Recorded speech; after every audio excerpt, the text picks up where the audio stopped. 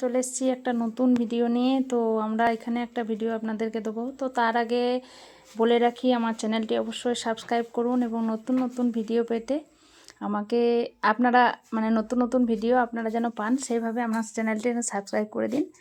আর আমি আজকে ভিডিওটা দেবো যে আমরা ছাগলকে যখন মনে করুন বাড়িতে ঘাস ছাড়াও বাড়িতে যে খড় খাইয়েও ছাগল পালন করা যায়, তো আপনারা কিভাবে করবেন সেটার ভিডিও দেব। বাইরে তো অনেক ঘাস আছে, দেখুন আমাদের এখানে প্রচুর ঘাস, কিন্তু তা সত্ত্বেও যখন বৃষ্টি হয়, বৃষ্টির সময় আমরা বাড়িতে ছাগলকে কী খাওয়াই, এবং আপনারাও চাইলে সেভাবে বাড়িতে অনেক সময় হয় যে যেখানে কোনো ঘাস নেই সেভাবে তারা মনে করেন চিন্তা করেন যে ছাগলকে আমরা কি খাওয়াবো, সেই হিসাবে আপনারা ছাগল পালন করতে পারেন না। তো কি খাওয়াবেন অবশ্যই দেখাচ্ছি, দেখুন।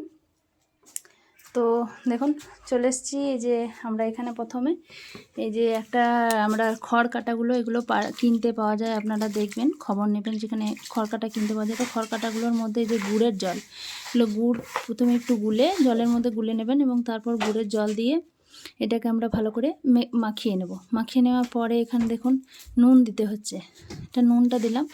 এখানে নুন দেওয়ার পর আমরা ভালোভাবে সেটাকে খড়টাকে ভালো করে মেখে দেবো। এবার আপনারা যে আটা ব্যবহার করি আমরা, নিশ্চয়ই অবশ্যই সবারই বাড়িতে থাকবে। তো একদম সব ঘরোয়া জিনিসপত্র দিয়ে আমরা ছাগলকেও রাখতে পারি, সেভাবে কোনো অসুবিধা নেই, আপনারা সবই বাড়িতেই পেয়ে যাবেন। দেখুন এটা আটা সবারই বাড়িতেই থাকে। তো আটা দিয়ে ভালো করে খড়টাকে একটু মেখে দেবেন। মেখে দেওয়ার পর এখানে যে বাড়িতে আমরা যে চা প্রতিদিন করি, তো চা পাতাগুলো তো আমরা ফেলেই দিই, তাই না? তো এগুলো যদি ফেলে না দিয়ে যদি আমরা একটা ছাগলকে খাওয়াই, তো এটা ওদের খেতে মনে হয় টেস্টও হবে এবং তারা ভালোভাবে খেয়েও নেবে। এবং ওপর থেকে দেখুন আপনারা চাইলে দুটি ভাতও দিতে পারেন।